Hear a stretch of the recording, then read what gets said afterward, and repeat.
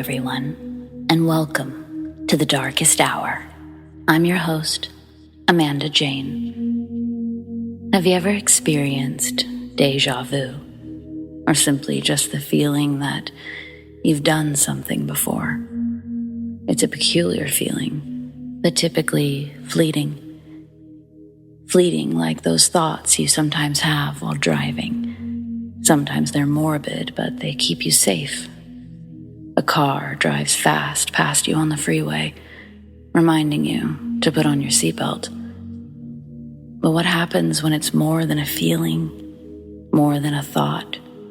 When you find yourself experiencing something horrifying, something unsettling, in real time, in real life.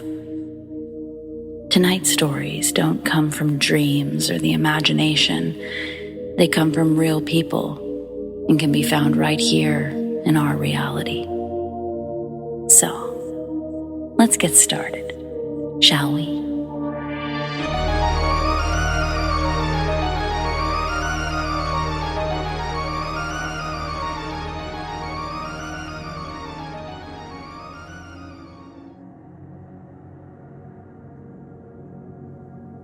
For the last week and a half, I've been noticing little things happening, but now it's starting to get to me.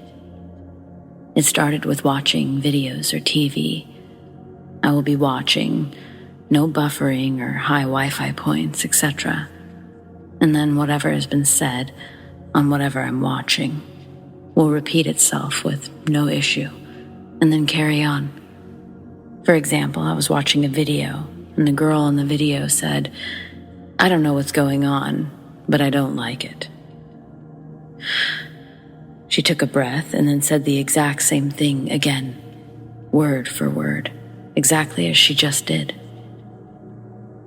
When this first happened, I thought nothing of it, but then it started happening on my phone too. I started rewinding videos and restarting movies to see if it was uploaded that way accidentally, but they were all normal. I tried to brush it off, but a couple of days ago it started happening while talking to people. I will be talking to someone, and then they will repeat what they said, exactly the same as if they didn't just say it. At first, I could try to logic my way out of this weird occurrence happening while watching YouTube or Netflix, but now I don't know how to logic my way out of people speaking to me face to face. When I ask them why they said it again, they're adamant that they didn't. I've asked the people I live with if they're experiencing this, but no one has. I started mouthing the end of sentences when it happens, and they look at me as if I'm batshit crazy. But to me, they literally just said and did the exact same thing only moments ago. No idea what's going on. Only moments ago. No idea what's going on.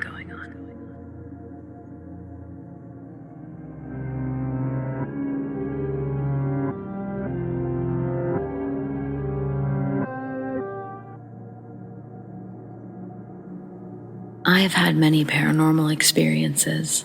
I was a very sensitive child and teen. It wasn't abnormal for me to see things, be visited in dreams, and have intuitive experiences. When I was probably 9 or so, I was staying at my aunt's house. It's an old farmhouse in the middle of rural Minnesota.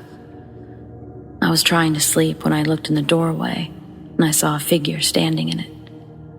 It appeared to be the shape of a person, but it was darker than the darkness around it, which is pretty dark because out in the country, there was no light. It stood as tall as the doorway and appeared to have a hat on. I remember feeling that whatever it was staring at me. I stared back in disbelief for a bit, and then I threw my head under the covers as I kept saying to myself, "I'm too young to die. I'm too young to die." Sounds dramatic, but I was so freaked out. I peeked my head back out, but it was still there, staring at me. I finally stood up, closed my eyes, and put my hand stretched out in front of me and ran through the doorway. I ran downstairs to my aunt and uncle's room and told them what I saw, and I asked to sleep on the couch. The next morning at breakfast, I talked about what I saw, and my aunt made fun of me. They're deeply religious, so anything that sounds like ghosts, they wanted nothing to do with or to believe in. My cousins just sat there and didn't say a word. I never saw the figure again, although I have seen other shadow people. It was never while in sleep paralysis, though. I've only ever experienced sleep paralysis once in my life and actually had a really cool experience, not negative. But whenever I look up information about the Shadow Man, it's always people who are in sleep paralysis. Also, from what I've heard, there is someone called the Shadow Man or Hat Man who wears a hat, and it's said to be a bad omen if you see it. I don't recall anything bad happening around the age of 9, though.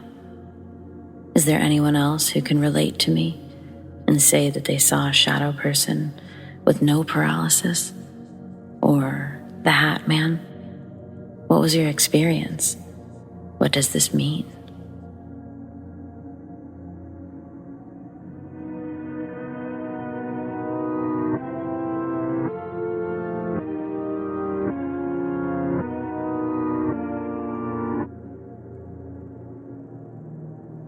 One hot summer day near Northern California, a friend and I were driving to a party that was happening about 2.5 hours away from where we lived.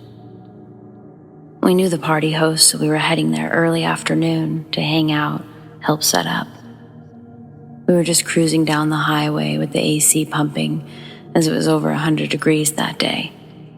As I leaned forward and broke my highway-induced trance to turn on the radio, I happened to look up and noticed that we had caught up to a couple of motorcycles.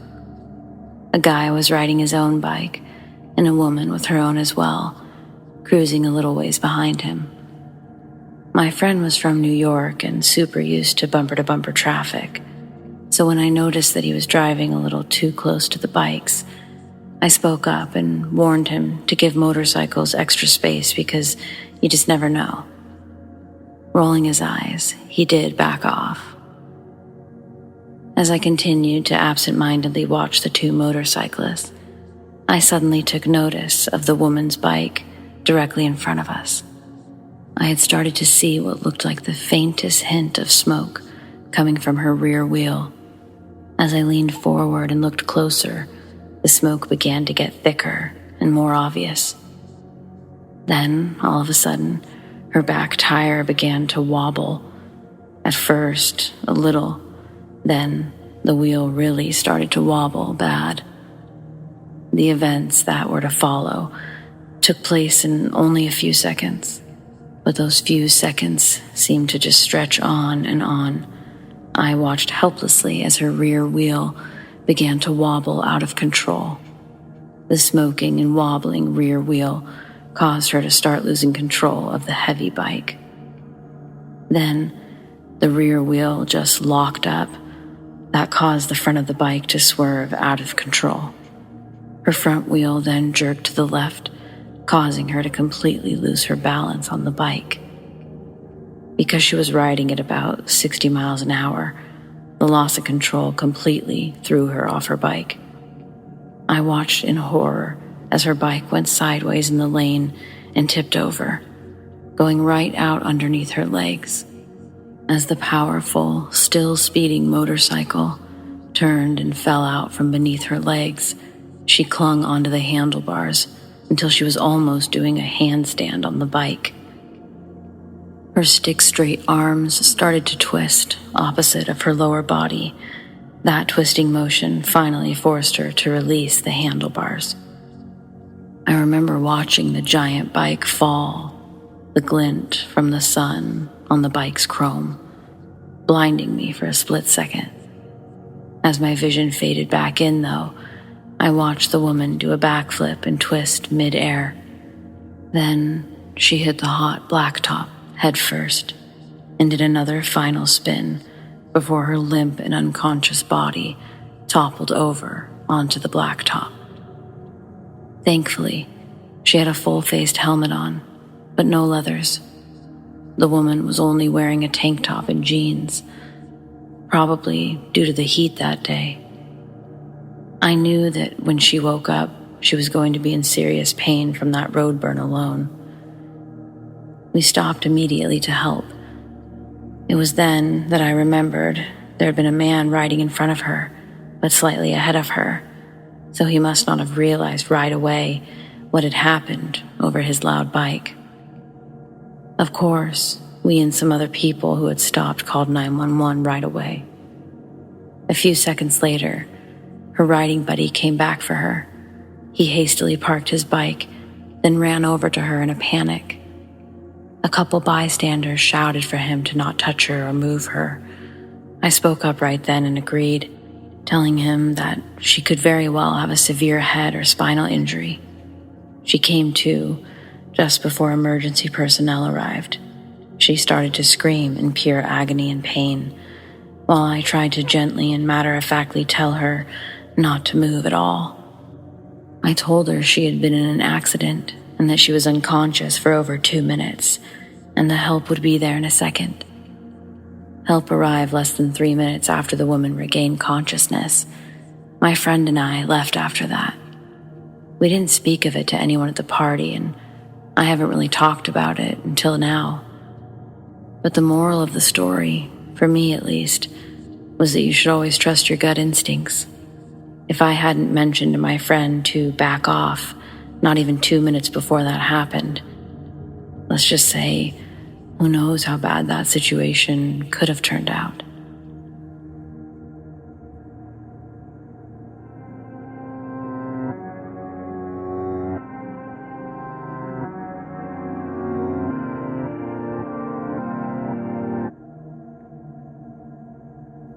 So I go to the grocery store around 6-ish to pick up food for the week. I use the self-checkout and I'm walking straight towards the automatic doors to leave, and a couple walks in. The girl catches my eye because she has a very detailed tattoo of a dragon on her thigh. I admire the tattoo for a second just as she slightly stumbles onto the floor mat, which causes her glasses to fall off her face and onto the floor. She bends down to pick them up and proceeds past me. I get home, cook my meals, which takes an hour or so. I go into my bathroom and my cat has knocked over my toothbrush, which is now being chewed by my dog. I have no extras, so I hop back in the car and go back to the grocery store for a toothbrush. It's around 8-ish. I grab the toothbrush, but this time I have to go to the regular register because self-checkout is closed. My route to the doors is different this time. I have to walk down an aisle in front of the registers, and the doors are to my right. Just as I'm getting to the door, the same exact couple walks in. The dragon tattoo is a dead giveaway. The girl then stumbles on the floor mat, drops her glasses, and then kneels down to pick them up. No expression, nothing. I literally made a what the fuck face and felt so confused. I got back in the car and just thought of the sheer amount of coincidences that just happened. I see this couple once. The girl drop her glasses and pick them up. My dog just so happens to chew my toothbrush, causing me to come back to the grocery store hours later. Somehow this couple not only needed to come back to the store, but do so at the exact same time as where we meet in the exact same place and manner. I just now have a different point of view. Then the cherry on top, the girl stumbles and drops her glasses again. Shit was weird.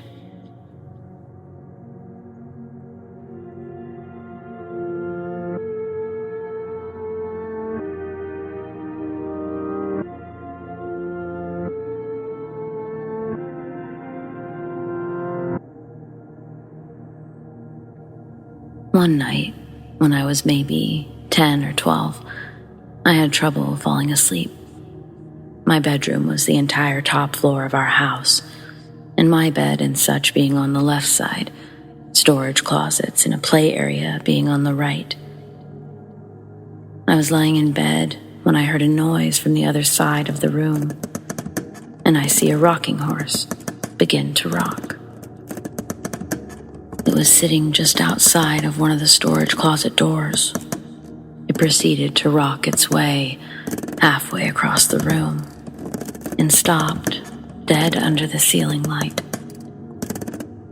At this point, I was freaking out and just buried my head under my blankets. I never peeked out again until morning. It was all confirmed to not be a dream, as the rocking horse was sitting in the middle of my room when I woke up.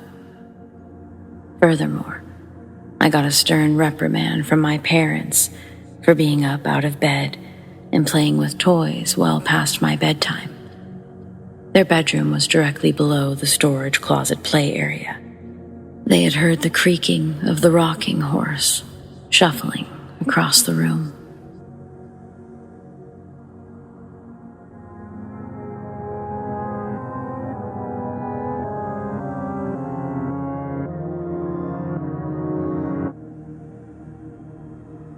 So this happened a few years back, my freshman year of college. Let me preface, I've always been a sleep talker since I was a kid, and I was a sleepwalker, but I grew out of that. My mom and sister have plenty of stories of me doing weird shit while I sleep, from walking around the house doing weird things to having absurd conversations with them. Now, this isn't terribly unusual, and they obviously got to a point where they would just assume, but they insist they could never tell that I was asleep because my eyes were open and I looked awake. But I would never have any recollection of anything, just that I went to bed and woke up the next morning. Now for the wild story. I was decently close to my freshman year roommate, and he never minded my sleep talking because he always had a good laugh listening to whatever crazy stuff I was dreaming about. He had had conversations with me in my sleep, so he knew this was a thing that could happen. Me actually being able to respond to what he was saying and such, and me not remembering. One night, apparently, I woke up and asked if he could get me a hamburger, telling him I wanted one real bad. He answered that everywhere that we would go would be closed, that we could get one tomorrow. I insisted that I wanted one now, and this was a good 2-minute back and forth before I laid back down. One small twist. This conversation was in complete and fluent Spanish. I've never taken Spanish, and I could not tell you to this day even what the word for hamburger is. My roommate took Spanish all through high school, though, and swears I was 100% fluent through the whole thing. The next morning I woke up and he said, "Dude, I didn't know you spoke Spanish." I, obviously very confused, insisted I didn't know what he was talking about. He then asked if I knew the word for hamburger in Spanish, and I had absolutely no idea. We were both pretty rattled and still to this day have no idea how to explain this. His girlfriend at the time was on FaceTime with him and heard the conversation, so I know he was awake and didn't just dream it.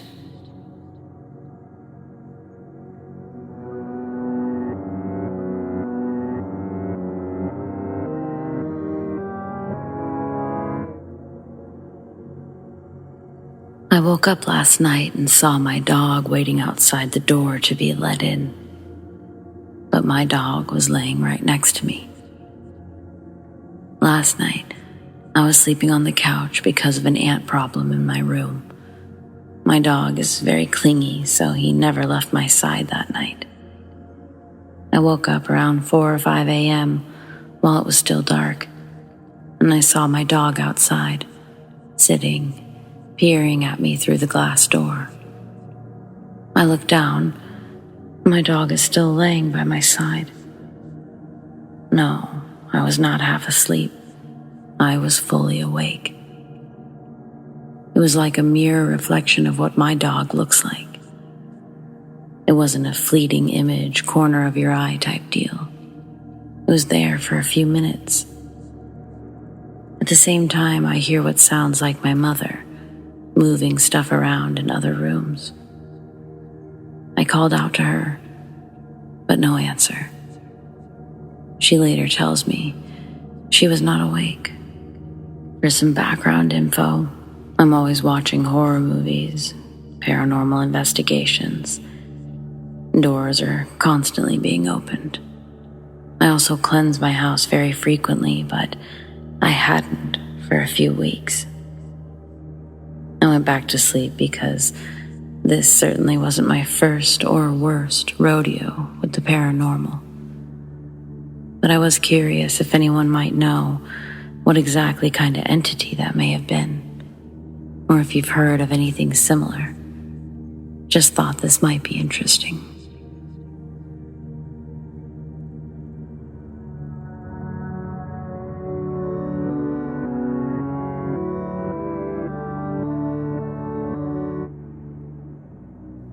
My friend and I are swim instructors for our local town.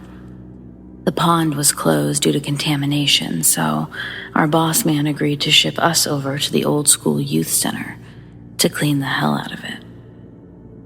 The place had not been adequately cleaned in 15 plus years, so my friend and I, we'll call her Your Highness, loaded up with hardcore chemical cleaners and set to work, sweating our tits off in 90-degree heat while rigorously scrubbing every inch, every corner. A week went by and nothing happened. About 2 days into the second week, I was in the basement area where the bathrooms, pool table, foosball tables are located. Now, the place has 3 staircases. 2 are located in the middle of the building, the 3rd on the right-hand side. At the time, Your Highness was cleaning the side stairwell, a good 25 feet away from where I was standing. I could hear her laboring away. As I was sweeping about, I hear the bathroom door slam shut.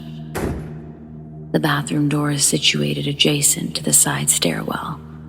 When I ask her why she's slamming doors, she asks me what I'm talking about. Your Highness did not hear it. Day 3. This time, Your Highness and I are upstairs working in the basketball court. We're cleaning the sideboards when we hear the pool tables being used downstairs. Multiple breaks, balls rolling around. We think that some little turds are fucking our cleanliness up. Probably have broken in through the downstairs, so we hightail it down there. Me down the center stairwell, and Your Highness down the side stairwell, so as to catch them. Well, we reach each other before we reach any rascals, and there's no other way out of the building, and the doors were locked from the inside. Day 4, Your Highness and I are working on the main office of the youth center. The music machine is merrily playing in the basketball court, which we couldn't see from the office. Abruptly, the music turns off. Your Highness goes to investigate. The machine has been unplugged. At this point, we start to joke about how the chemicals, the bleach, and the cleaners are starting to have an impact on our sanity. But the music had just stopped, and the machine had been plugged in previously. There was no one else in the building. We begin to become more wary of this place. Day 5. All day long we hear children's voices in the basement, mostly laughing, but some inaudible whispers are heard from the tops of the stairs. We both try not to freak the other one out, and we pretend that we don't hear anything. Until finally, there's such a high-pitched cackle that we both run from opposite areas of the building for safety. We sit and we listen, and we leave work early. Day 6, final chore at the youth center. Thoroughly mop the floors. We are thrilled that we are getting out of this place. At this point, we are a little skittish. Every dropped broom scares the hell out of us. Up until this point, the energy in the place had been fairly chipper. No discernible negativity whatsoever. Around 3 p.m. on day 6, the air changes. It's palpable. It's like an increased pressure on the chest. Your Highness and I decide that we need to clean the floor and get out for some Mai Tais immediately. We scrub and Your Highness begins to mop. The place is spotless. We go back into the basketball court to turn off the fans, do a final look over the basement together, and head back upstairs. The wet floor is now covered in footprints. Dirty footprints, barefoot, slippered, you name it. I don't believe in ghosts. I've never seen a ghost, but I've never been more scared than I was those 6 days in that building.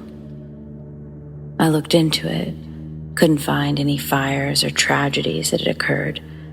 However, in this area of our town, there were a plethora of Native American burial grounds. So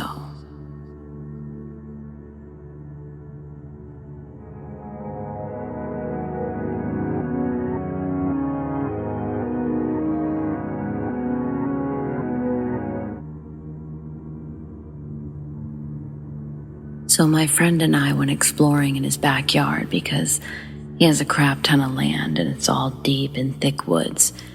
We've been back there before, so we knew this place like the back of our hands. We wanted to find this creek that we'd only managed to find one other time, and so we went out looking for it. As we were walking, we felt like something was off. We didn't hear anything.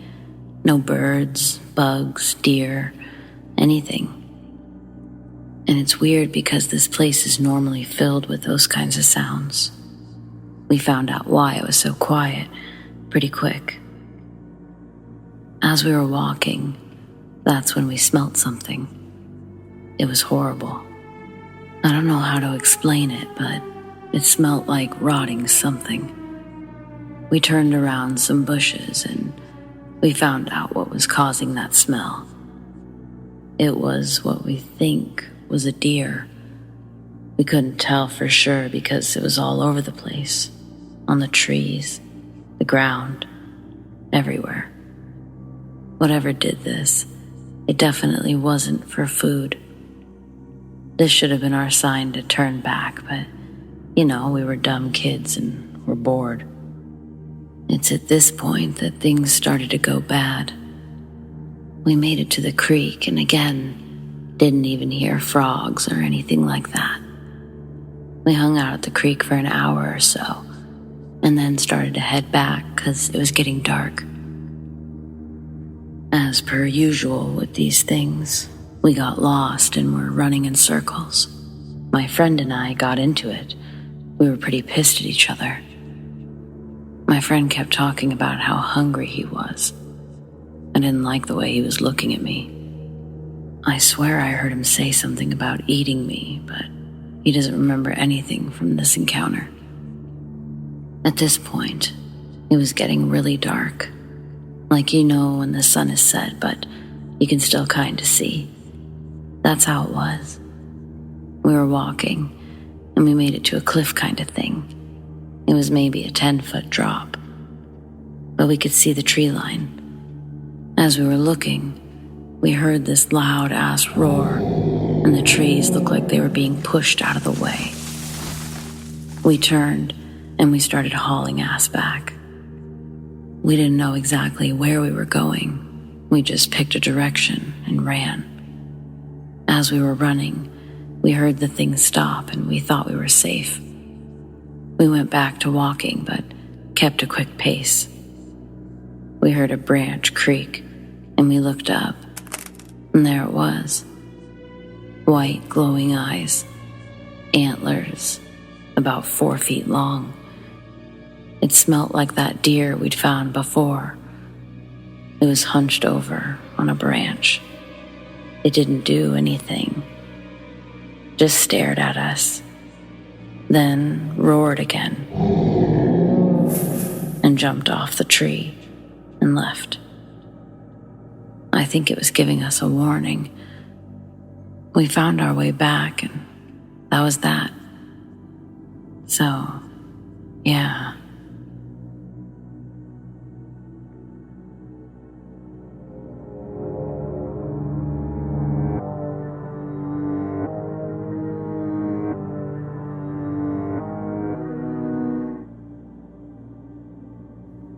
I sometimes repeat a day. I always tell myself it's just a dream or deja vu. I first experienced it when I was 18. It was 2016 and I was in college. I woke up that day expecting it to be Wednesday. I went to my small pantry to look for breakfast, and I saw the cup of noodle I ate the day before, and I thought that I'd just forgot buying another one. I drank coffee, and I saw my wallet and thought I had extra cash. I might go buy a muffin at the bakery. Then I went and rode the bus. And weirdly, it was the same bus I rode yesterday. I knew the driver, and he greeted me. I nodded at him and said, "Good morning."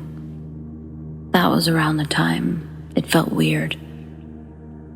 I entered our classroom and got confused when our professor on modern physics was sitting in the front, waiting for us.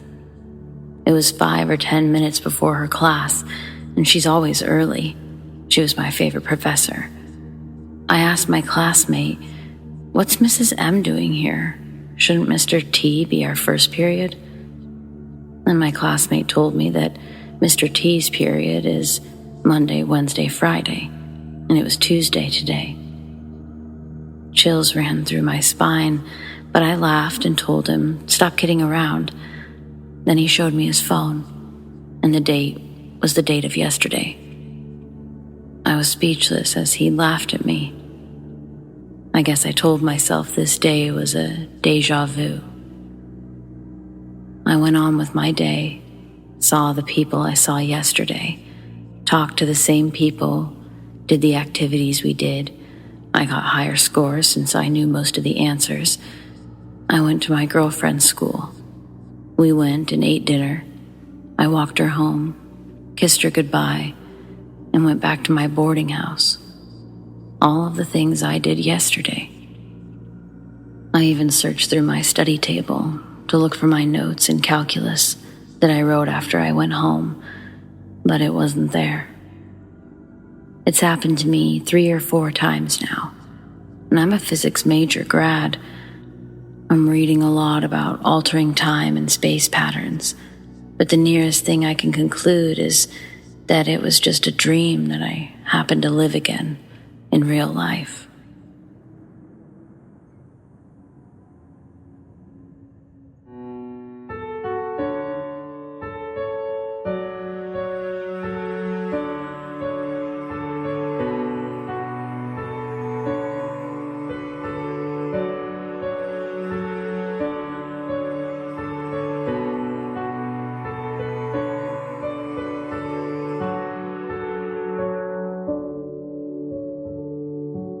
Well, friends, it appears we've reached the end of tonight's episode, but be sure to join me every Friday night for a brand new one.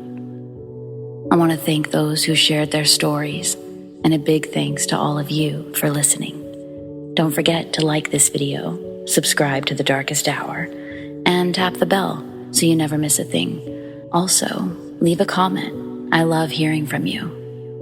Huge shout out to all of my patrons for their unwavering support. MISANTHROPIA, Shane Q, Monica L, The Dark Cosmos, ZOEWATT, Shelley B, Donald C, Rat Girl, ALISHA S, and ERIN G. If you want to support The Darkest Hour in other ways, consider joining my Patreon, patreon.com/thedarkesthour. You can keep up with me and all things Darkest Hour over on my Instagram at thedarkesthouryt. Or, if you prefer, follow me on Twitter at amandajanetdh. Do you have stories like these? I'd love to share them. Send them to me, amandadarkesthour@gmail.com. Or on the Darkest Hour subreddit, The Darkest Hour, YT. Stay spooky.